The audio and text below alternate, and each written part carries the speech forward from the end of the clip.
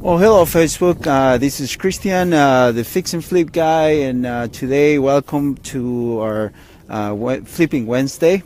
This is our first Q&A that we're going to be doing about fix and flipping homes. And I'm here in one of my latest projects. This is a home that we're just finishing up, and I'm just going to show you around a little bit. Just wanted to show what we're doing, the type of homes that we do. And this was a new construction, newer construction per se. We added 2 floors to this house, and we are almost finished with this project. Right now, my guys are on the 2nd floor and 3rd floor, just putting doors. And this has been a longer project, so it's a project that we actually opened up the floor, and we did a complete open floor. That is, what buyers are looking for now in these areas. So, but other than that, I just wanted to get going with the Q&A that we were planning to do for today. I had a few friends that were asking me, send me messages on what is it that some of the questions that they had, they wanted me to answer for them. So just going to it, one of the first questions that we have, I'm going to read it because I have a few things that they sent me. So, and one of the things that I have, it was John from Indiana. He was asking me about what were the best practices to analyze a deal. And the way that we usually analyze our deals is, we utilize some of the tools that we have online. I always analyze the deals by myself. In the beginning, obviously, when I started, I utilized all the tools that we have online. So I think that it's very important that you learn how to do this stuff yourself before you trust the opinions of other people. Definitely, you can work with realtors, brokers, appraisals, and different other resources that you can utilize to get the pricings of homes and to find the properties and analyze the ARV value in those areas. But I think it's super important that you do it yourself and that you do it as many times as you can. So when you start working with other people and you other people can start helping you into getting those that analysis for you, you're able to see it, and you're able to see that if that person gave you a good analysis or not. Okay, that was my main intention. My main intention was that I did it on every single home that I did, and I did it over and over and over and over.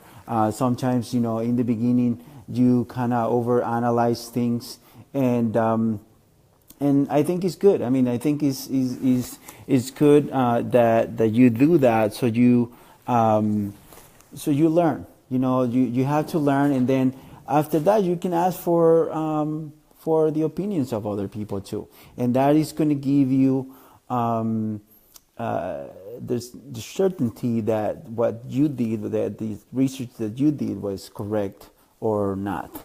So again, there is a lot of tools online. There's spreadsheets. There is calculators that some of the other gurus and some of the other websites offer that you can buy. But to be honest with you, at the end of the day, you have to be able to do those numbers yourself. Because I mean, some of those spreadsheets that definitely is going to help you see the numbers and write out the numbers and change them and kind of see different scenarios. But at the end of the day, you have to know what information you put in those spreadsheets. If you don't put the correct information, then you're still going to get the wrong answer from those spreadsheets and those tools that you can use online. So, I mean, I was looking at some websites last night, and there's a lot of them that they, offer these fix and flip calculators and stuff like that. But at the end of the day, you still have to put the information yourself. I mean, you still have to put the all the comps. You still have to put all the information about the repairs, the estimate of repairs, and you still have to include all the information for taxes and the comps. The most important things for that is the comps, that you're able to see how much are you going to be able to sell that property for. So if you don't know how to do that, then it doesn't matter what kind of tool you pay for, what kind of spreadsheet you have, it's not going to work. So you definitely have to know how to look for your comps. And then at the end of the day, if you have the money and you can afford it, what you can do is just use an appraisal. The appraisal is going to be the best guide for you to give you that value on that area. But at the same time, sometimes they're very conservative too. So it depends the person that you work with. So it's very important that you work on your team and the people that works with you. Realtors, brokers, attorneys, appraisals, anybody that you can meet on the real estate industry is going to be able to help you. Is valuable. Anybody that can give you some sort of help on determining the value of the house is going to help you on your analysis. At the end of the day, it depends on you, and it depends on that you do a good analysis on that property. Okay, so then I have another question that was sent from Jackie from Chicago, and she was asking me also about how she can get started in this type of business and flipping homes for while she's having a full-time job. And that is, it's a little bit more complicated when you're not able to dedicate full-time to this business, because obviously it makes it complicated because you have to pay attention to the deal. You can't really run these projects remotely. So I'm going to interrupt you guys for a moment because I have a couple of contractors that are coming, and we're going to move on to a different place so we can keep talking, okay?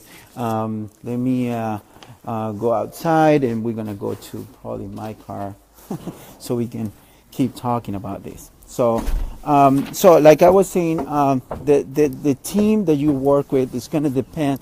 Your success is going to depend on the team that you're able to form. Can you do it while you do a full time? While you have a full time job? Yes, definitely you can do it. But you have to be able to form your team first. You have to be able to get that the reliable people that is going to help you do that deal, whether it's a flip or a wholesale deal or any kind of real estate deal.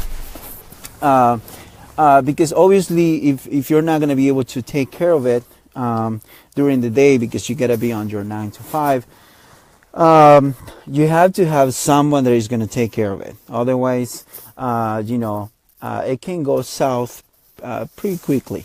And that is why you have to be able to, if you're an organized person, definitely it's going to work. If you're a person that have all the financing in place, or you're able to get financing easily, that's a great plus as well. And then if you have resources where you can get contractors form, or being able to if you know a good GC that is going to be able to help you, obviously that's a great plus too. And obviously a great realtor, broker that can help you buy and sell that property. Those are the things that you need to have in order to be able to manage a project per se, or flip a house while you are working, while you're doing a full-time job. So obviously, like I said, you're going to spend a little bit more money on all the resources that you're going to have. You're going to have more people working to make that deal happen. So, but as long as you buy right, as long as you buy for the right price, and you're able to include all those expenses into your budget, into your deal, and you're still able to project a profit out of that, then it's great. It's very doable. But again, like I said, you have to be a very organized person. So and that is because you have to be able to build your team. And that is something that you can do it with time too. Is definitely by networking with people, by taking your time and making sure that you learn about real estate, making sure that you learn about building a team. And this is not, someone that, people that you're going to have to be working with every day, or people that you have to pay a salary to. It's just when we talk about building a team, it's about building your network mainly. So obviously, make relationship with different agents, attorneys everybody that can help you with that particular transaction. So what are those people? Or it will be mainly first an agent. If you're not able to be looking, or you don't have enough time to be looking for homes yourself, you can work with agents, with brokers that are usually, there's a lot of brokers out there that are very used to working with investors. So those are the ones that you want to work with, definitely, because they're going to know what you're looking for. Okay, they're gonna try to get you the deal that you need. But at the same time, always, again, you have to be able to look at the numbers yourself to make sure that you are okay with that. Okay, because you can't just trust the what other people tells you. Okay, you can't just brokers are it's going to be a great help, but and they're going to be able to give you a lot of information about the property and about the comps in the area, but still you have to be able to do your own due diligence and be able to be okay with the numbers that either they gave you, and be okay with the numbers that you come up with. Okay, you have to at the end of the day, like I call it, is your guts has to be okay with it. All right, and that's how I look at it. I mean, usually I trust the people that I work with, but at the same time, I always do my own due diligence. And if both things agree with each other, even better. I feel even better about the deal. So when I hear something different from my realtors and from the stuff that I get, then usually we have to look a little bit deeper into that, or sometimes I have some of my other partners also come into play and say give their opinion and see. It's always good to have other people's opinion and see what they think about it, and what as long as they're involved in the same type of industry, right? Because otherwise is not good advice. It has to be from someone that is involved in the same industry. And then at the end of the day, it's your decision. It's your whether you buy it or not, or whether you go for it and put an offer into that deal. Okay, so based on that, just let me see what else. I think those were the two questions that I have. And definitely what I wanted to emphasize more, and that's what we talked a little bit more, was about creating a team. The creating a team is one of the foundations of your business. Okay, just meeting the right people to work with is the foundation. And at the same time, it's going to evolve. The longer term that you spend doing these, and the more time that you have into these meetings, you're going to be able to see that you're going to create more relationships, and you're going to be able to work with more people, better people along the way, and better contractors, better brokers, better appraisals. So don't be afraid of getting to know more people. Don't think that just when you find someone to work with that's the person that you're going to work forever. So just make sure that you always keep meeting people, and that you can like we said on these type of businesses, that your network is going to determine your net worth at the end of the day. So with that, I just wanted to say thank you again, guys, to participate from this Facebook Live. Again, we're going to be here every Wednesday at noon. And just send me any questions you have, and I'll be, I'll do the best of my ability to respond to those questions and give you more information about those things. Any questions you have.